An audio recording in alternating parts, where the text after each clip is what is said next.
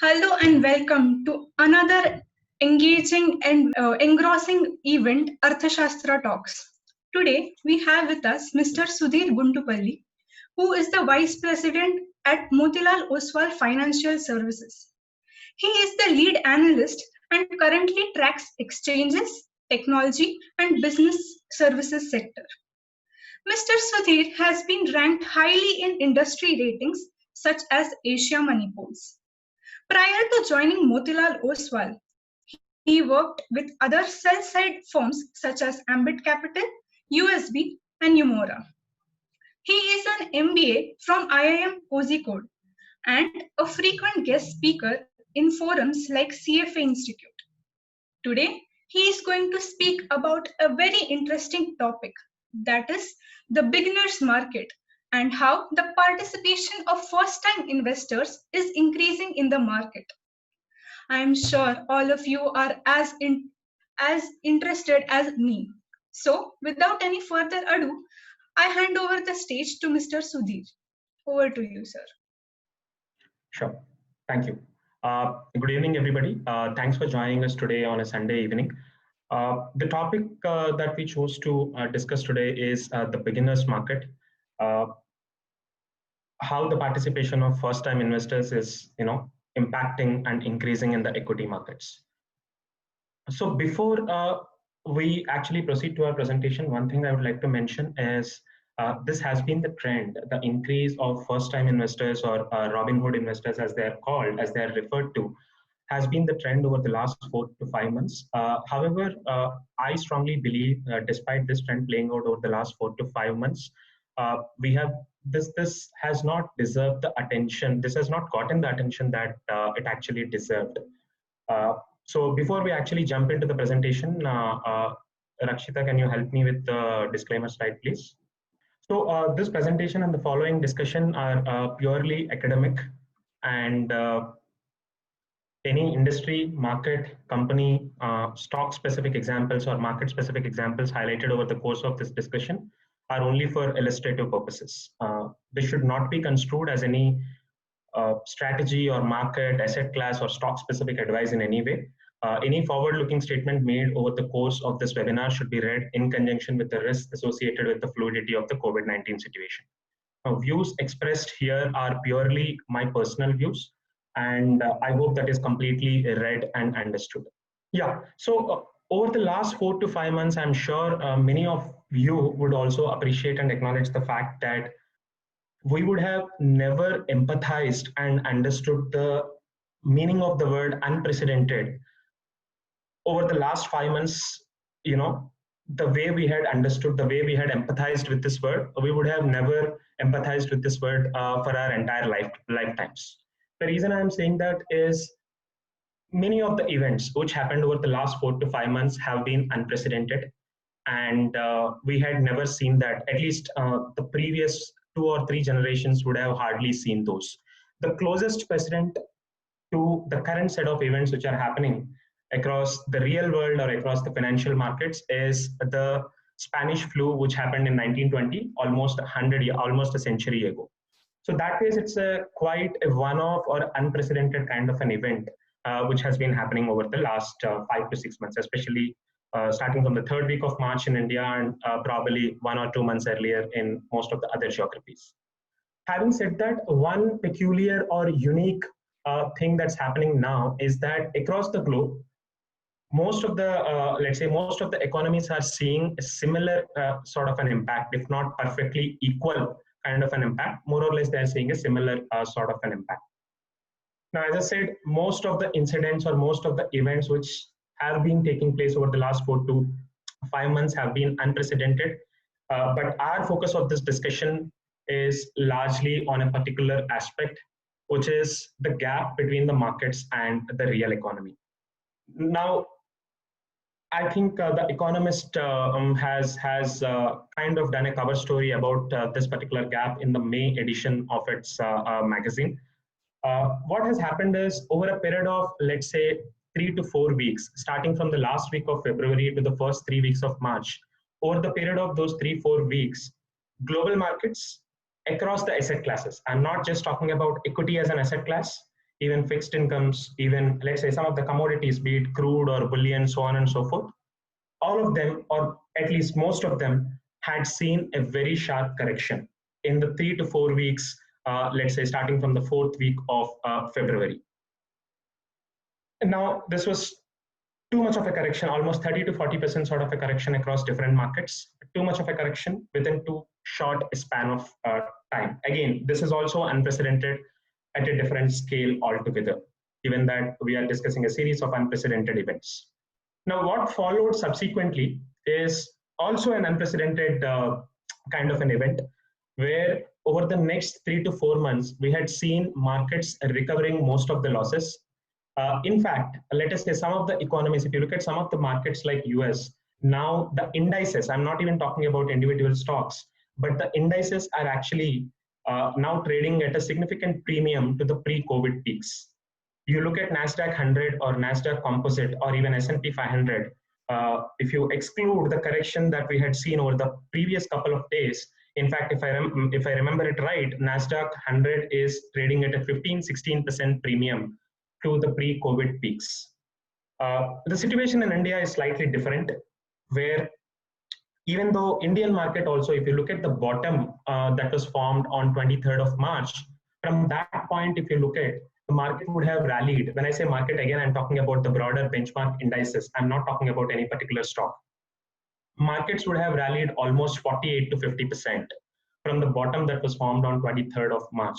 Now that, as I said, many experts, macro experts and economists have been talking about this dangerous gaps between the markets and the real economy. In fact, I'm sure most of you would have seen that over the last, let's say, previous 1 week, I guess our Honorable Governor of Reserve Bank, Mr. Shaktikanta Das, has also issued a statement saying that there is a big disconnect between the markets and the real economy.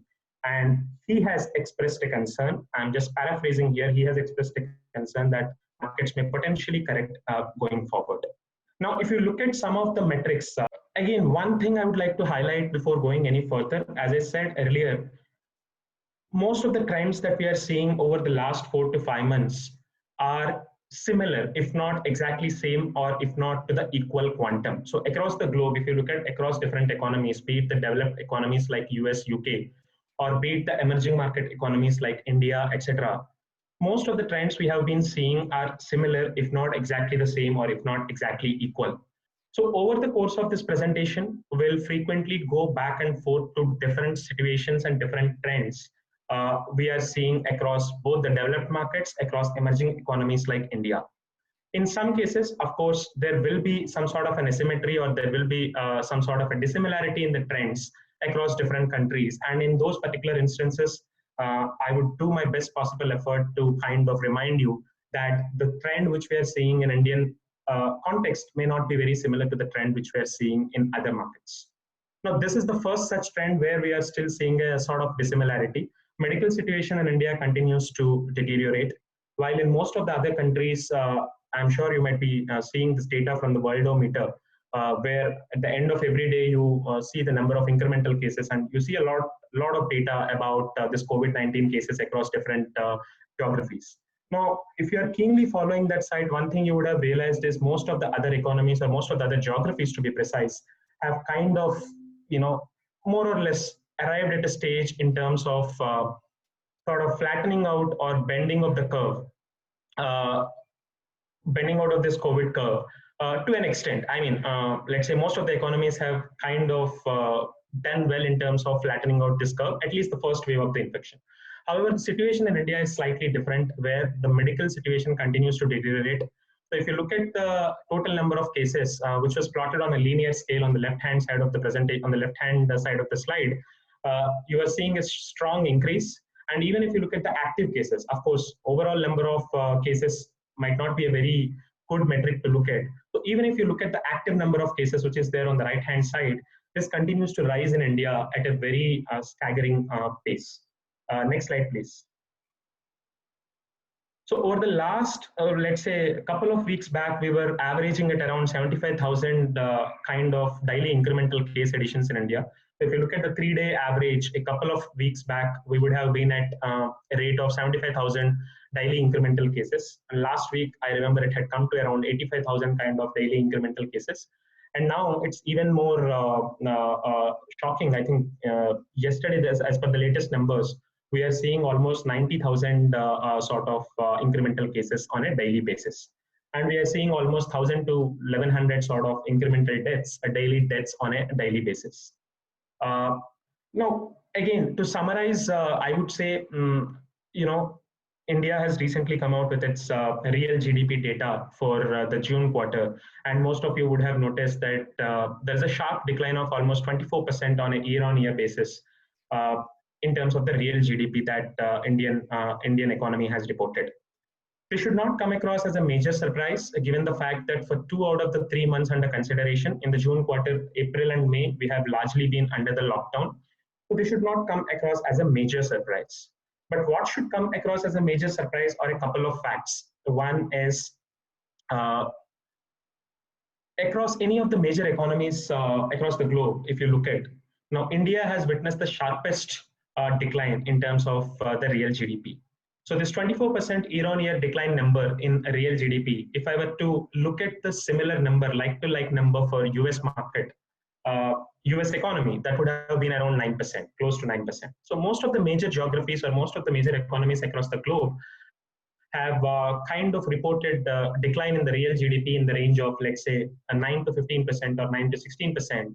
However, in the case of India, this has been much more sharper. So this is one thing which should come across as a shock or a strong negative surprise. And obviously on the right-hand side, this is something which we have been talking about even at the beginning of the presentation. So if you look at the March 23rd, the bottom formed in the market on 23rd March. And from there, if you try to look at the market returns, be it Sensex or Nifty as the benchmark or as a proxy, you would have seen the markets, Indian markets, almost giving a 50% sort of return over this period. Now, what is causing this divergence? Next slide, please. Now, if you look at some of the factors driving this divergence, according to my knowledge, of course, these may not be the exhaustive set of factors, but some of the factors which I can immediately think of is one is the leading versus lagging phenomena. All of us know that markets are more forward looking or future looking, while the data metrics like GDP, etc., so on and so forth, are more backward looking. So markets essentially react to the forward looking projections rather than the backward looking numbers. So this is one disconnect which we can talk about. And the second is the unprecedented liquidity support most of the markets have been receiving. When I say unprecedented liquidity support, if I go back 10 years and if I look at the global financial crisis, most of the economists or experts used to complain that the central banks across the globe, be it Fed in US or European Central Bank, they have kind of reacted late to the global financial crisis. But this time, they had reacted on a war footing mode and they had acted very quickly. In a span of 2-3 weeks, I think Fed had cut the benchmark rates, US federal effective rates, by almost 150 to 175 basis points. So starting from the second, third week of March itself, you would have seen the federal effective rates in US going to as low as 25 bips or 0.25%. So what the central banks essentially had done is they have provided a backstop for the economies, for the major economies from falling off the cliff. Or the other way to understand it is they have provided a backstop for the cash flows of most of the enterprises, which are kind of debt ridden and which would have gone through a severe liquidity problem because of the COVID-19, which would have subsequently snowballed into a severe solvency problem. Now, the second part of it is such excess liquidity in the system. Obviously, what it will do is, it goes hand in hand with the reduction in the risk-free rates. When I say reduction in risk-free rates, all of you are, kind of finance experts. You would understand one thing: when you are valuing a particular company, let's say by a DCF methodology, so on and so forth, the denominator is what is your weighted average cost of capital, or let's say cost of equity, or depending on the capital structure of that particular firm or that particular security. Now, when the liquidity in the system is increasing and the risk-free rates are going down, what essentially it means is the valuations will bloat up, valuations will increase. So without the cash flows and earnings of the firms increasing materially, the valuations will still go up. So that is what the impact of reduction in risk-free rates or federal effective rates will have on the overall market multiple. So the way to understand it, as the liquidity and as the liquidity increases, risk-free rates go down, the PE multiples of the market will expand. And this other thing is the thought process of a one-off event. So most of the market, if you look at, there has been an increasing consensus that this COVID-19 is a one-off event. It's a once-in-a-century kind of an event. As I said in my opening remarks, the previous such event happened in 1920, and you know, market doesn't give so much of value to one-off events that it gives to recurring events. So market gives bigger value to recurring earnings and recurring cash flows of the firms rather than a one-off event, once in a century or once in a decade kind of an event. So there has been an increasing thought process that the market is taking, that this is a one-off event and it should be overlooked rather than going too much by FY21 earnings. The other three set of factors that I outlined here are more or less arising out of the same reason, which is COVID-19 had impacted the informal sector or the bottom of the pyramid disproportionately compared to the larger enterprises in each of the sector.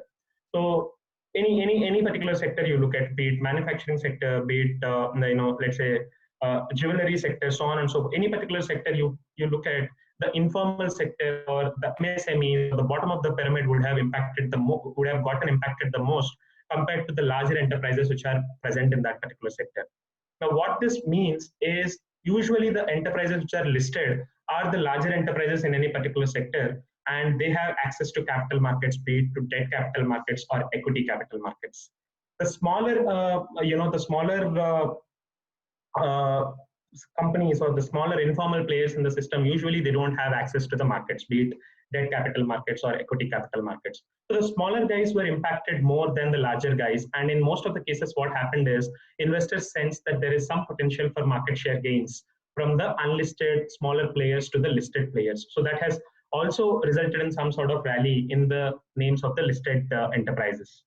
And obviously, larger enterprises are found to be more resilient and adaptable to the current situation compared to the informal or the smaller enterprises that we are talking about. And last but not the least is the phenomena of Robinhood investors or the phenomena of first-time investors. Now, who exactly are these Robinhood investors? We'll discuss about that in the next slide. So if I were to build an abstract profile of a Robinhood investor, these are essentially the young and tech-savvy investors who are believed to be in the age group of 21 to 40. Now, just to give you a context, why exactly these are called as Robinhood investors, there is a discount broking app in US with the name of Robinhood. What those guys had done is they had started a discount broking app, let's say in 2012 or 2013. So it has been there in the market for quite some time. They have created a beautiful interface and they have simplified the interface to such an extent that most of the newbies or most of the young people or beginners, they started coming into the market, they started using that app. Now that usage of that app has picked up big time, especially during the COVID time, as the world has been going through the COVID crisis. Now, as I said, the profile, if I look at the demographic profile of most of the users of this Robinhood app, these are kind of beginners or newbies into the world of stock trading or let's say derivative trading. They have been leveraging on this discount brokerages such as Robinhood in US or Zerodha in India. Essentially, these are people who are compelled, like all of us, right? We have been compelled to stay at home for the last 5 or 6 months. Now, in a normal world, in a steady state world, all of us would have just gone out, for, let's say, we would have gone to some sporting events, we would have gone to shopping, so on and so forth. But now, over the last 5 to 6 months, we have very few or limited options to indulge in typical outdoor activities, which we would have usually indulged had this lockdown not been there. What that means is people have a lot of free time. People have excess free time, right? We are not going to offices, so accordingly, there is no travel time, so on and so forth. So we have excess time in our hand, and people also have investable surplus. When I say investable surplus, people have some savings which they are looking to make a quick return on. Especially in the case of US, you would have known that anybody applying for unemployment insurance, they would have received a $1,200 stimulus check per week. So that has kind of added to the savings of people. So these are the kind of investors who would have learned stock trading or derivative trading through social media channels, be it through Twitter, Facebook, so on and so forth. They have access to the market grapevine through Twitter, etc. Can we go to the next slide, please? Yeah. So what these guys have cost to the market, you can see it yourself. If you look at the increase in retail trading volumes. Sorry, if you look at the trading volumes across the globe, there has been a sharp increase in retail trading volumes. Now you can see the left-hand chart where we had presented the increase in volumes of this discount brokerages like Robinhood, however you want to call them, into the American market. And again, like US, similar what do you say? Similar phenomena we have seen in Indian markets as well. So if you look at the right-hand slide, what I had done here is I had taken the turnover, cash turnover of both the Bombay Stock Exchange and National Stock Exchange over the last 5 months. And in that cash turnover, overall cash turnover on the both exchanges in India, major exchanges in India, National Stock Exchange and Bombay Stock Exchange, I tried to plot the share of institutional investors, right? One is institutional and the other is obviously the retail guys. So if, as you can see, the trend, the share of institutional investors has kind of halved from March. If you take the March reference point, where the share of institutional investors in the overall cash turnover of the market used to be 60%, now it had come down to 29%, right? It has almost halved, which means the complement of it, right, which is the retail investors, the share of retail investors in the overall market cash turnover would have increased to that quantum. So it's a phenomena which is not necessarily restricted to Robinhood in US or Zerodha in India, but in most of the countries, even some of the, let's say, APAC countries like Vietnam, some of the APAC countries like Malaysia, we are seeing similar trends. Next slide, please. Yeah, so a kind of complementing data point which I tried to present here is usually if you want to invest your money into equity markets, you can do it directly. I mean, any retail shareholder can do it directly by buying shares or buying, whatever, even futures, so on and so forth. Or you want to take exposure to equity markets, the other way of doing it is through mutual fund schemes, right? So over the last 5 months, again, over the horizon that we were discussing about March 2020 to July 2020, and August data, obviously, we don't have. So till July, March, April, May, June, July, if you look at the 5 monthly trends of net inflows into mutual fund schemes, you would have seen a significant softness over a period of time. I mean, the run rate, the net inflow run rate into equity schemes in March would have been around 11,700 crore, which would have steadily come down and it would have entered into negative territory in July. When I say net inflow is entering into negative territory, obviously the redemptions are going to be more than the inflows into equity schemes. Same is the case. You will see a very similar trend in equity plus hybrid schemes. Not just equity schemes, you'll see a similar trend in equity plus hybrid schemes. The net inflows over the last 5 months has essentially turned into negative, which means the redemptions are more than the inflows. What does this mean? I mean, one way of looking at this data, one way of reading this data is that people are preferring more of direct participation in the markets rather than, some amount of mutual fund inflows are kind of becoming soft, and there is increased participation of retail shareholders in the market. Now, park your thoughts over there. We'll move to the next slide. Some other key Robinhood trends is some of the Indian retail brokerages, like the ones of discount brokerages, like the ones of Zerodha, etc. They witnessed a strong surge in metrics like number of new accounts opened, trading volumes, etc. month on month since work from home had begun in March. Apart from that, if you look at the June 2020 shareholding data, obviously you'll get quarterly data. We won't have data for August or September. So if you look at June 2020 shareholding data, a significant set of listed companies, what the trend we noticed is retail shareholding increased versus March quarter. So retail shareholding in June 20 increased versus March quarter. In some of the cases, this increase is almost by 700 percentage points, 7 percentage points or 700 basis points. It's a phenomenal increase in a quarter to happen. In a matter of 3 months, the retail shareholding in a particular private bank would have increased almost 7 percentage points. It's a significant increase. Now, I tried to highlight some of the sectors which are seeing a lot of interest from this sort of Robinhood investors is low multiple PSUs, small private and public banks, some of the chemical companies, the small auto ancillary firms.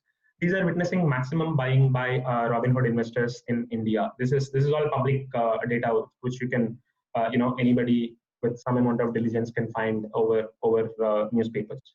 Now, globally, if you look at some of the sectors which witnessed significant Robinhood participations, are the ones which are most impacted by the pandemic, like airliners, like cruise liners, like casinos, etc., which remain completely shut, given the fact that this COVID-19 has led to very stringent lockdowns or very stringent social distancing norms across the globe.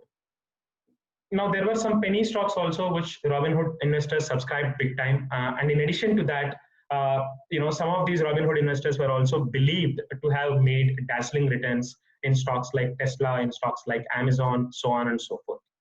Now, globally, again, nobody would have done, or at least I had not done any, mathematical regression analysis or anything of that sort. But there is a consensus building in that the stocks popular with Robinhood investors are outperforming mutual funds and hedge funds by a margin since the market bottom. So, if you look at the March to 23rd as the market bottom in India, or if you look at similar timelines as market bottom in most of the other countries like US, UK, etc., there is a consensus belief. Of course, nobody would have done a very numerical analysis, or nobody would have been able to establish it with a lot of strong evidence. But there is a consensus belief building in that most of the Robinhood investors, or at least some Robinhood investors, would have outperformed mutual funds and hedge funds by a margin, because it's the new capital, incremental capital deployment that they have done in, let's say, third week of March or fourth week of March, versus most other funds which were already invested even before the fall, even before the market crash. Next slide, please. Yeah. So some stocks where, again, this is largely US-centric data, some stocks where the institutional ownership had fallen meaningfully and the retail ownership had increased meaningfully by the same quantum over the last 3-4 months. You can see yourself, some of these are heavily impacted: airliners, cruise liners, mortgage REITs, as we discussed earlier. Next slide, please.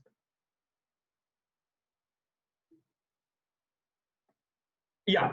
So now, if you look at it, right, how are the beginners impacting the markets? You look at the minimum dollar value of all the Robinhood accounts. So actually, there is a blog kind of a thing, a US centric blog kind of a thing known as Market Watch. They have come out with this interesting chart where they had seen they had tried to do an analysis on the minimum dollar value of select Robinhood accounts. And as you can see, the minimum dollar value in these Robinhood accounts increased dramatically starting from March, which means all these investors, because of the excess time that they're having, or because of the investable surplus that they have increased the dollar value of these accounts dramatically starting from, let's say, March of this year. Next slide, please. Now, this is the key aspect, right? I mean, the most interesting data points to look at. Now, you look at the risks versus returns of the Robinhoods. So the left-hand side is the median volatility of, let's say, a sample set of Robinhood investors versus the median volatility of Russell's 1000 index. Now, what is volatility? This is, let's say, it's a proxy for the risk, or proxy for the uncertainty we are talking about. So if you look at Russell's 1000 index, the median volatility of Russell's 1000 index, if you try to benchmark it, if you try to compare it with the median volatility of a sample set of Robinhood investors, then you'll actually see that on an average, Robinhood investors are trying to take more risk compared to the underlying volatility or underlying risk in the benchmark, which is Russell's 1000 index. So this is the left-hand side of the chart, where you can clearly see the blue line is higher than the red line, which essentially means the average risk or volatility taken by the Robinhood, the sample set of Robinhood investors is higher than the average volatility of, let's say, the Russell's 1000 index. On the right-hand side, you have the returns, right? Again, the blue line and the red line. The blue line, obviously, it is the return profile of 1 month forward return profile of a sample of Robinhood investors, and the red line being the 1 month forward return of Russell's 1000 index. Now, the most interesting conclusion here is, while the risk is higher than the benchmark, while the risk is significantly higher than the benchmark, if you look at the returns are only slightly higher than the benchmark. So in theory, academically speaking, the Robinhood investors would have still outperformed the indices, would have still outperformed the mutual fund managers or hedge fund managers over there. But that outperformance is coming at what cost is the key thing to note here. When I say what cost, the cost is always risk. Return, return is the output, and the cost is always a risk we are taking. So yeah, it is right that the Robinhood investors are outperforming the benchmark indices or they're outperforming the mutual fund and hedge fund managers. But the cost of that outperformance is a significantly higher risk that they are taking compared to the indices, benchmark indices. Next slide, please. Yeah, I'll probably take, let's say, 5 more minutes to conclude the presentation. Basically, what are the positives and negatives of this increase in the retail participation, or the increase in the participation of newbies or beginners or Robinhoods, whatever you may call it? Is first, obviously, there is a democratization of the market which is happening, which was largely dominated by institutions earlier. Now, instead of retail investors, there's a huge influx of beginners or retail investors into the market. So from that standpoint, there is a kind of democratization trend which is happening in the market. Second thing is, if you look at, especially in the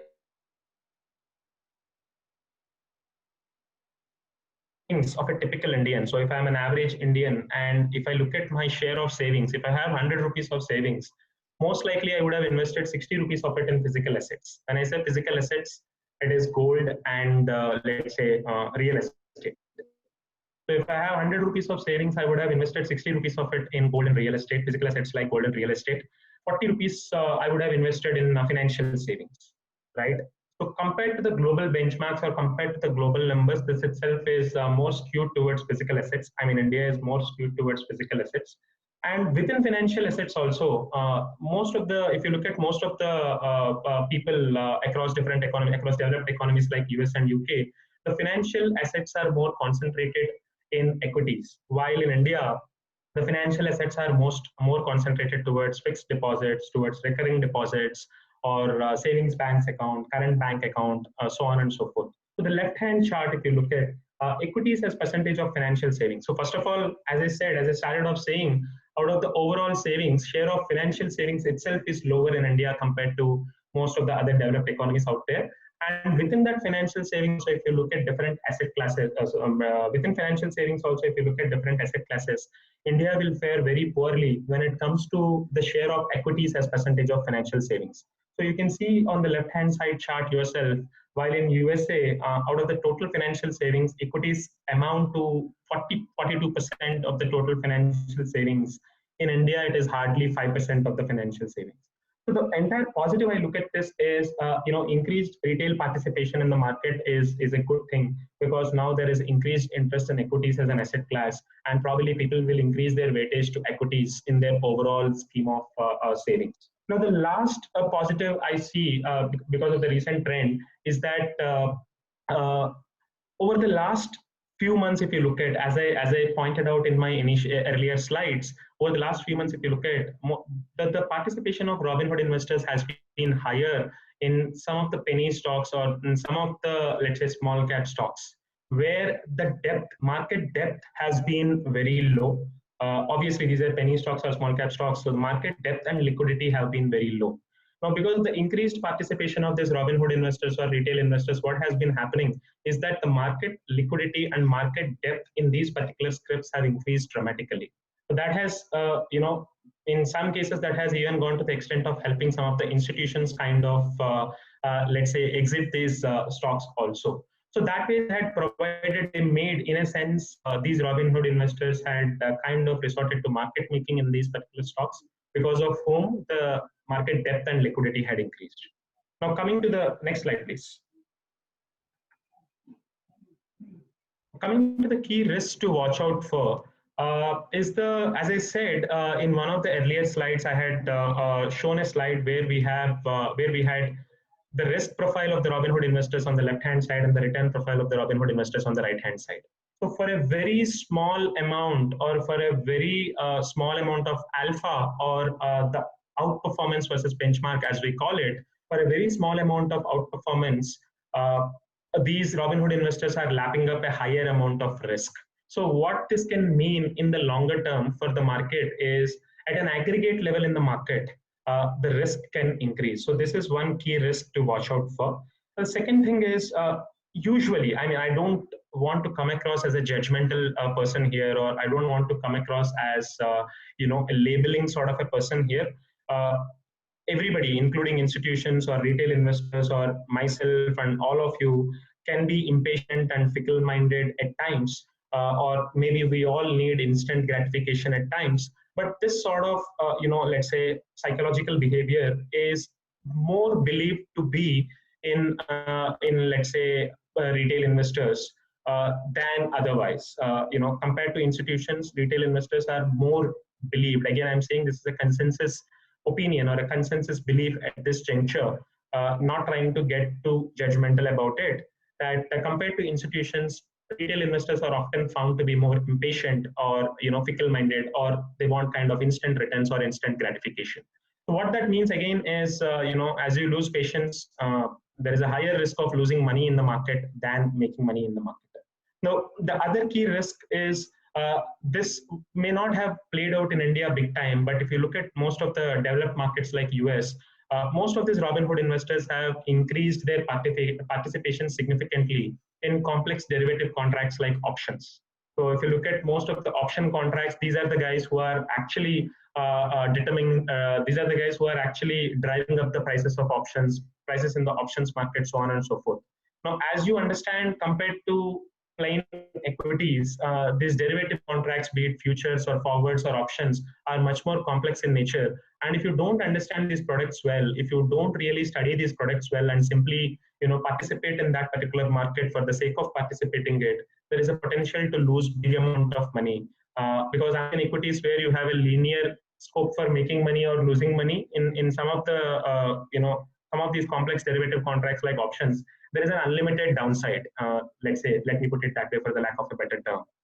Again, the other key risk to watch out for is, because most of these people would have made a lot of money over the last 3 to 4 months, the return expectation would have been in line with the extrapolating of the previous 3 to 4 month trends. So last 3 to 4 months, let us say if I invested in a particular stock which would have doubled, then the expectation, I mean, most of the human beings have extrapolation bias. One bad outcome or bad result of that extrapolation bias is my expectation that the returns over going forward should be more or less in line with the returns over the last 3 to 4 months, which is a bad thing. Now, coming to the prior experience of dealing with bear markets, so most of this, by its very definition, we had made it very clear that most of these guys are beginners or first-time entrants into the market. Obviously, their experience of dealing with prior bear markets, ruthless bear markets like global financial crisis or dot-com crisis, is pretty limited. So obviously, the longevity or the experience in the market matters a lot when it comes to the learning that you have. So if you had not seen many bear markets and you started off investing after the market hit its bottom in March 20 on let's say second or third week of March, then essentially you are missing out something in terms of your key learnings. The other factor is chasing the market momentum. So most of the times people have this FOMO factor, which is fear of missing out. If a stock is going up, then the usual expectation is it will go up further. If a stock is going down, the usual expectation is it will go down further. But as we understand, there is a lot of math that goes behind it. It's not as plain and simple as the momentum it appears to be on the screen. And the last thing I would say before concluding is, let's say, post the vaccine commercialization, if we go back to normalcy, where we go back to our normal lives, where we had to go back to offices, so on and so forth, the excess time that we were talking about when it comes to Robinhood investors, that excess time will not be there. So that may be one key risk to watch out for. Then what it means is essentially it will lead to pulling out of a lot of the money which was invested over the previous 3 to 4 months. Yeah, I think that's the end of the presentation. You can go. Thank you so much, sir. It was a wonderful session, and I hope everyone learned a lot from you. So I have a question. So as you said, there are a lot of first-time investors coming in the market. So how do we as finance professionals or students of finance capitalize on this opportunity? I would say as students of finance, it's always good to kind of keep your learnings and keep your observation in the market. Keep an eye on the market trends as to what exactly is happening. How are the real world events impacting the financial market, so on and so forth, so on and so forth. Uh, Apart from that. I would say, see, whatever has happened over the last 5 months, I would say it's a big, it can be a PhD topic in itself, and it's a good case study. So for all of you, it should be an interesting topic to kind of juxtapose different economies and how the economies have reacted to the crisis, how the medical infrastructures in each of the countries have reacted to the crisis, economies have reacted to the crisis, and how subsequently that impacted the financial market. So for all of you, I think it's a good case study, or it's a good, in fact, a PhD topic to learn, all these things. One reason why I was more insistent on filtering out questions is, actually, I don't really want to expand the syllabus across the globe, from China to Vietnam to India to debt markets to equity markets, everything. So the scope of the discussion is limited to the beginners investing in the market, and I think it's in the best interest of this group to limit the discussion to that particular topic. Okay. So there's a question from Shivam Giri, who says, what do we learn from the past 6 months, the COVID experience, and how do we manage our portfolio according to that? The most important learning I would say is you should never get into the knee-jerk reactions, right? And you should try to sit back, relax, and think about the impact of an event, the fundamental impact of an event on the earnings of a particular company, right?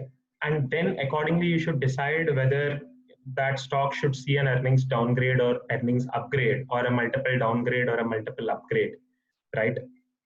Uh, One thing which most of the market participants over last 6 months missed out is they would have overestimated the impact, and accordingly they would have dramatically reduced the earnings expectations on some companies. And with earnings downgrades, obviously multiple derating will go hand in hand with earnings downgrades. Now, as these two things happened, obviously people, there was sharp correction as the market participants expected a very sharp earnings downgrades and very sharp multiple derating. There was sharp correction. Naturally, there was a sharp correction in many of the stocks. But as I said, there was a bit of an overestimation. There was a bit of an overestimation because none of us had seen an event like this in our lifetimes, right?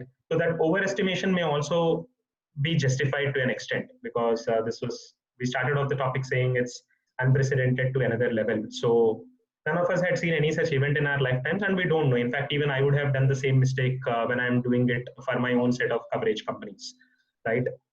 So that knee-jerk reaction is something which I would say you can avoid. I mean, with the benefit of hindsight, if you look at the last 6 months, most of the market, a significant share of the market participants had gone through this knee-jerk reaction where they thought the impact would be too high, kind of overestimated the impact.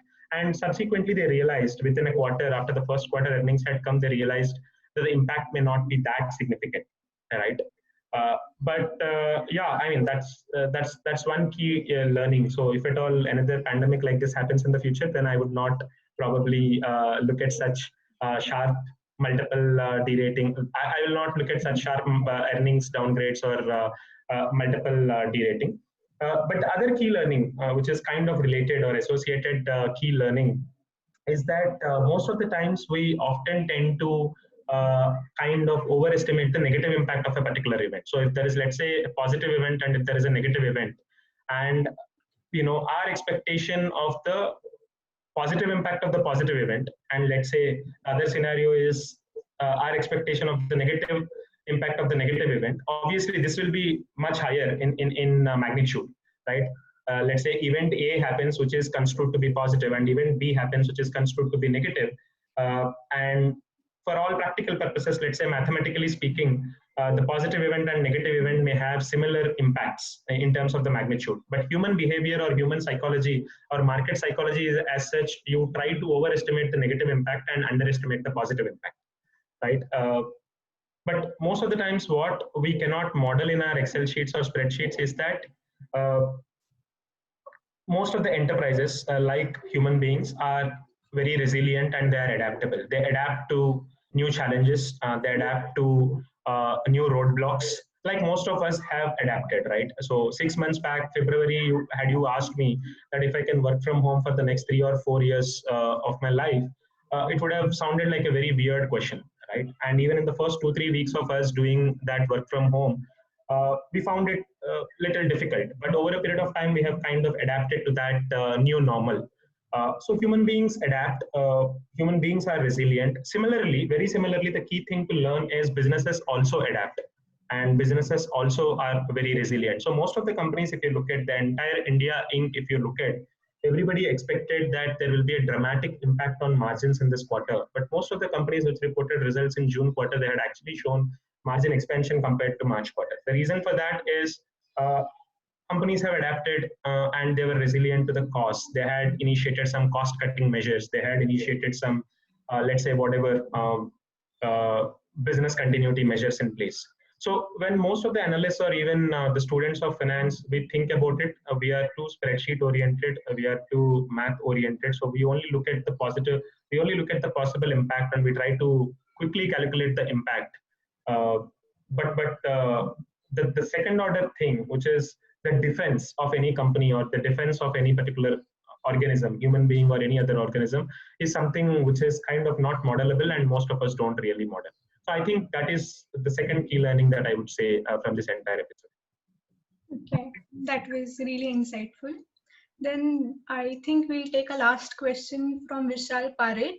He says, on an average basis, do you expect Robinhood investors to have a greater churn in their portfolio when things start to normalize, or they can turn out longer horizon, such as 3 to 5 years investments, especially for equity cash segment? Sure. See, I mean, I would rather think the former than the latter. The reason for that is, as I said, most of this retail investors or Robinhood investors, again, not trying to be too judgmental here, they look at instant gratification or they look at quick returns. When I say quick returns, so you invest in a stock. If you get 20% return in 2 3 months, then you are very happy. You will exit it with a profit. If you don't get 20% return in 2 to 3 months, then probably you don't really have the patience of waiting out more.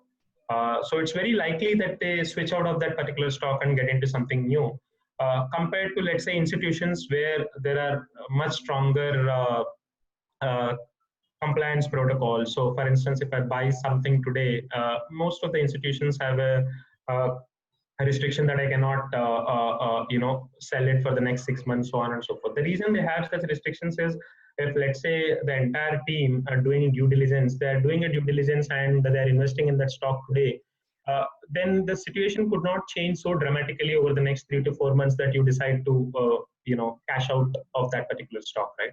So institutions usually tend to hold the stocks for a longer period of time than individuals, especially, as I said, the newbies in the market. If I were to look at the available data over the last 3 to 4 months, I would rather believe that most of them would be kind of short-term speculators than long-term 3 to 5 year kind of horizon investors.